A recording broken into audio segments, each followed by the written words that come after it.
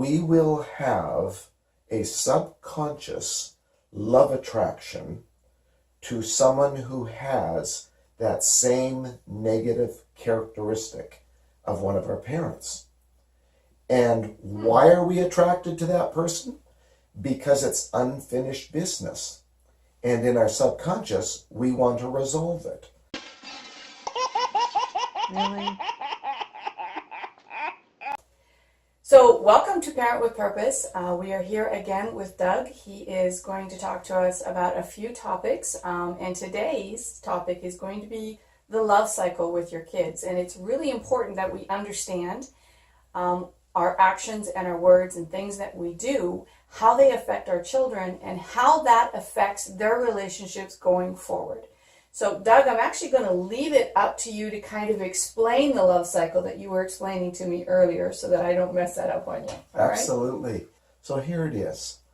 Usually, and psychiatrists, psychologists will say this, there is data for this, that for a romantic love relationship of someone in their late teens, early 20s, 30s, where they're looking for love, usually in the first 5 to 7 seconds, there'll be a sense of attraction or no attraction.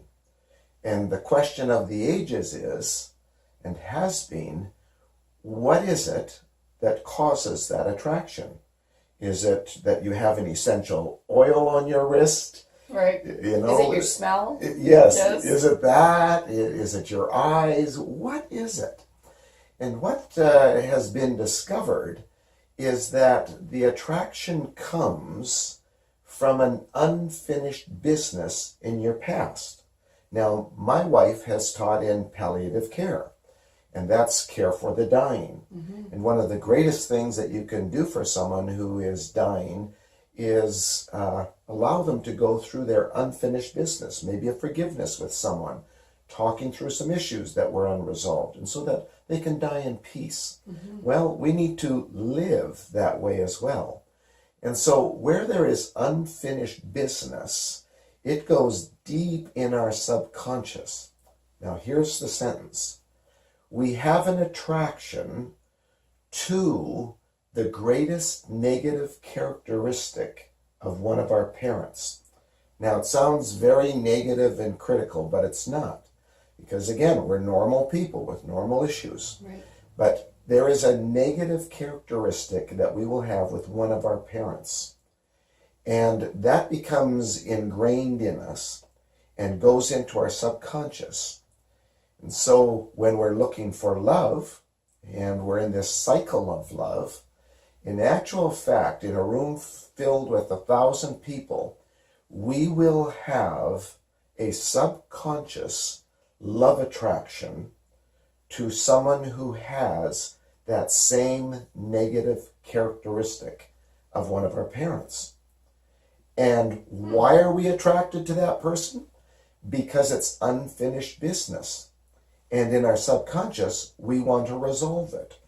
And so on its deep, deep level and in a destructive way, it explained to me why if someone who had grown up with an abusive parent, why on earth would they marry an abusive, right. Exactly, an abusive spouse?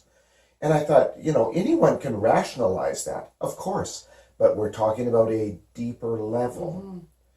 And so I began to process this and see that it was so, that we became attracted to a negative characteristic that was unresolved, unsolved, not healed.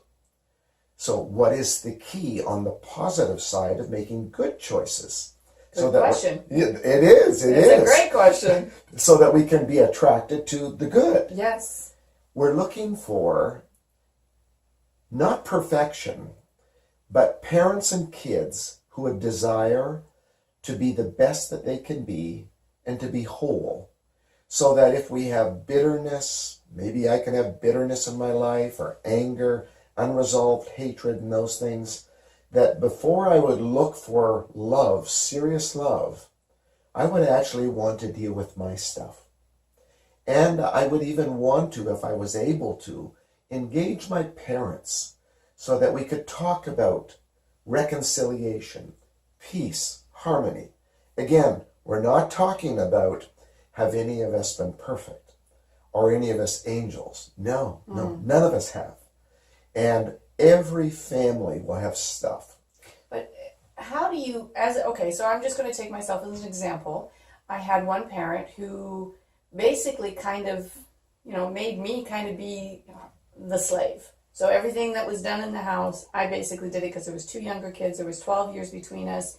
And I know now, looking back, that it was realistically because she was going through a mental breakdown.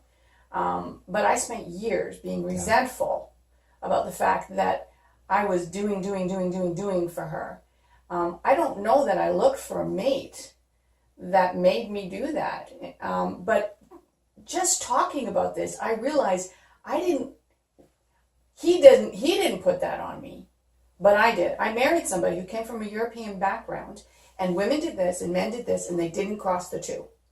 And I felt like, oh, great, I've got to do this. Oh, great, I've got to do, all the things for him. Yeah. And it was the same resentment. And I never even put the two together until just now. Now, granted, over the 32 years we've been married, we've worked this out. And now he does laundry and he does cooking and I go outside and cut the grass. But because to me, I understood that was something that I didn't like. I didn't like people feeling like they could come at me and expect so much from me. But I'm a hard worker, so I didn't want to sit here and do nothing. Sure. But I didn't want to do the typical things that was forced on me as a kid. So unbeknownst to me, I actually married somebody who helped me resolve that. Hopefully my kids don't have that. But how do kids go to their parents now and say, I really resent the fact that you kind of treated me like a slave? How can we work through this? Like, how do we do that nicely? One of the key words that you said in your process of going through this was unbeknownst. Yes. Or unbeknownst to me. In other words, we're dealing with something that is in there and hidden, and we're not aware. So what we're doing in this particular feature is mentioning this so that we can look for it. In other words, as the parents, yes, to help the kids. We're talking about it so that, think about it, we're connecting the history, something that happened in the past, to our present and also how it can impact our future. So what I'm saying here in this particular feature is, here it is. Let's bring it out of the darkness and show what it is, and that it's not a monster. In actual fact, every family will have it. Yes. Now the question is, how do we deal with it? Where do we go? One is, if it's safe, let's go to a parent. Let's go to our kids. Ideally, it's great for parents to have the awareness first. Yes, right. Because then the older person can talk about it. And there's no blame involved. We're not trying to find a scapegoat. Right. Somebody to heal. That's right. And so it's let's talk about it. Right. If it's a younger person and they're aware of this, go to a spiritual leader, go to a trusted adult and say, I want to talk about this. Sometimes it can be where, you wonder, well, who could I go to? I'm not a person of faith. I'm not this. I don't have that person. Well, maybe for a medical checkup, you cut your finger and they're ready to suture it. And you talk to your doctor and say, listen, I've had these feelings about this. Can you give me 5 minutes on this? Somebody who's a trusted friend, where you talk about it. And here's the key. Healed people are able to make decisions for wholeness. For everybody. For everybody. And so I can best pick my mate of the future by resolving my stuff. Unresolved stuff, I learned from my wife, at death didn't go away just on its own. Right. Unresolved stuff, when I'm getting ready to be married, doesn't just vanish. I will project that and be dealing with it in my spouse, for sure. And so until you resolve it. Until you resolve it. And so resolving it is simply, it's not a big deal. It's simply, listen.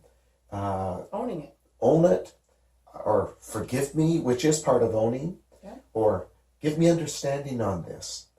And the person who actually opened this truth up to me wrote a book on it, Dr. Harville Hendricks. Guess how many times he was married? I think it was 3 or more. Before he figured it out. Before he figured it out. And so what we're saying to everybody here is, let's talk about this. You don't have to cycle your love like that. Let's stop the bad cycle There and we are. let's create a good cycle of love. And another option, you were talking about doctors and mentors and that kind of stuff. There's also counseling. I mean, Yes. counseling is becoming a big thing, or coaching. Yes. And basically they're not Psychotherapists? Well, they're not any of those things with the big titles. They're just people that are ready and willing to listen so Yes. that you can kind of process and get things out, because a lot of people are external thinkers, right? They need Absolutely. to say it in order for them to actually kind of put all the dots together. So You're they're- saying now is what's in me. If you're my therapist, you want or to coach. They don't need to spend big dollars on That's good. I like that. It's coming out, and we Yes. put it on the table, and you say, I was brought up and I felt like a slave. Yes. Then we think, even on a subconscious level, well, that's my pattern, that's normal. And what we're really aiming for everybody, all of us, is that we would be healthy, whole, happy. We don't have to blame everybody, because each day, each week, we're making mistakes. And it's okay to say, shouldn't have done that, or 25 years ago when we were raising you, we did this. That's okay. We can forgive and move forward. Yes. And we've actually done that as a family as well. Beautiful. The little things that come up that you just didn't think about. The one time my husband scared my son and now he's afraid of the dark. We've dealt with, I mean, it seems like such simple things, but to a child, what we consider simple isn't simple, because children blow everything out of proportion. Yes. And they understand it later on in life, but it still affects him, and he's still afraid of the dark. And he's aware of it, and he's trying to overcome it, but it's not anything he did. And of course, my husband and my sons joked around all the time. This was Sure. normal, but he just got him that one time. So everything we do and everything we say can have a positive or a negative effect. And we can unintentionally, usually that's what it is. It's not intentionally that we go about No. causing destruction, but we can unintentionally cause some damage that needs to get opened up and healed. Absolutely. Right? Absolutely. Doug, we want to thank you for being here. That was a great topic. We're actually going to leave the link of that book down below for you so that you can actually go ahead and take a look at that. As always, we want to wish you an awesome day.